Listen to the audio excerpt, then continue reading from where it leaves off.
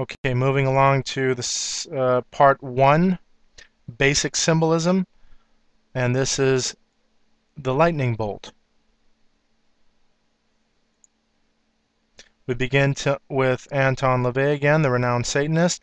Now, Satanists revere the lightning bolt because in Luke chapter 10, verse 18, Jesus says that he beheld Satan as lightning fall from heaven, and that's why they use the lightning bolt. In this case, this is his pendant with the down pointing star and the lightning bolt within.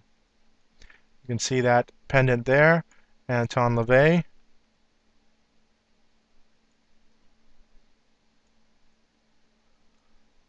can see here Satanic News on the March on the internet and the use of the lightning bolt.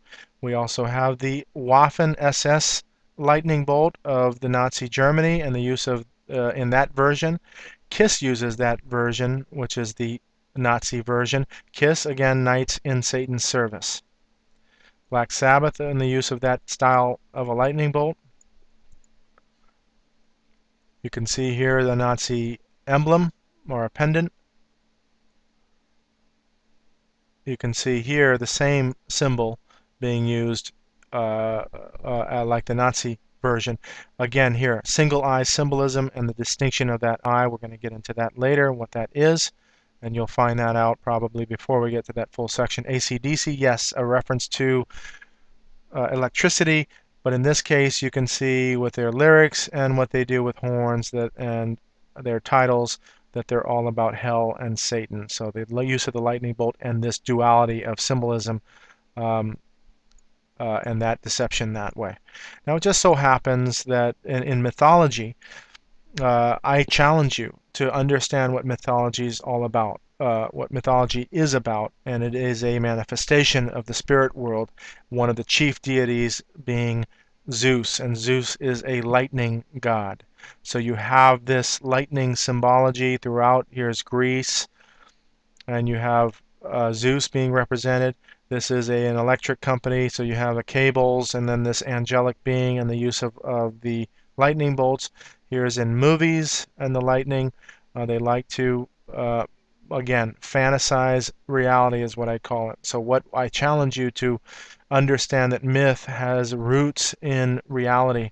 And I know it's hard to believe now, but we're going to get into it later, and this idea of fallen angels and them setting themselves up with aspects and personalities. Here's 9 Inch Nails. You can see 9 Inch Nails here with a lightning bolt. 9 Inch Nails is a reference to the Roman nail, which is 9 inches, that was used to crucify Jesus on the cross. That's why they call themselves 9 Inch Nails.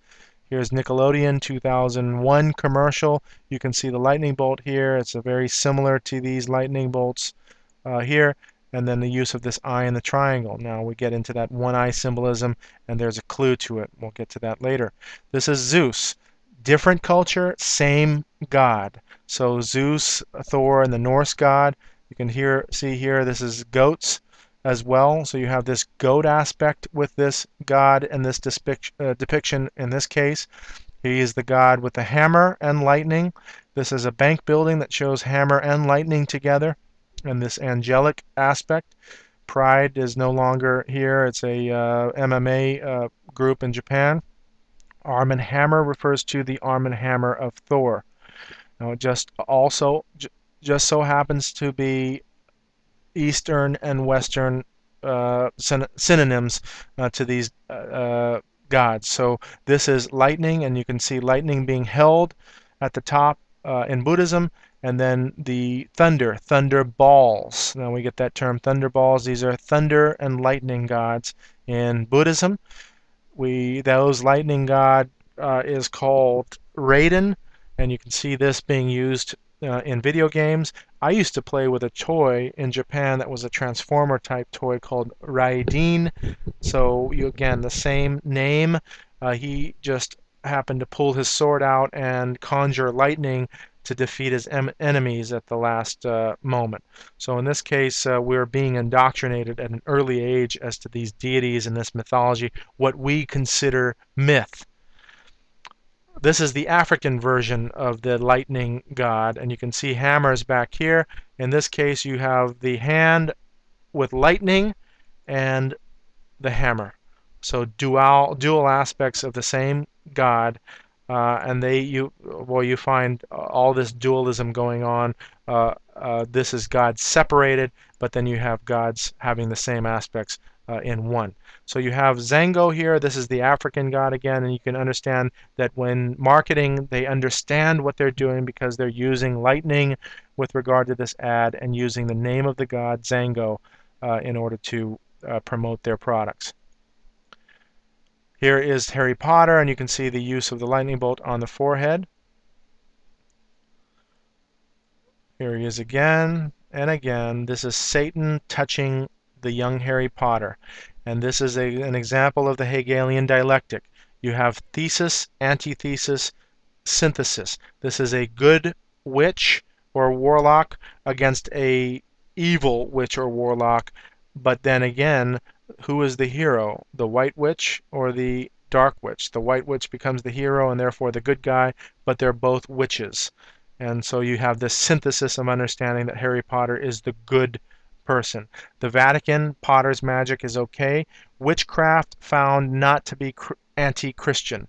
So we can now see that they are tolerating witchcraft in the Vatican. Church, New Age is positive if you don't go too far. New Age refers to the New Age movement, and that New Age movement is into mysticism, and we'll see that that New Age is in fact Old Age.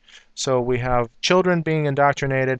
I don't believe the stories of J.K. Rowling, the richest woman in the world, and how she came to her status as being the richest woman in the world, going from those types of means without the help of the demonic realm, and I believe that she is a witch to understand the aspects of Harry Potter. Oh no, yes, I'm a witch, and so of course, she uses the lightning bolt representing Satan. So that is the end of the first plate in lightning.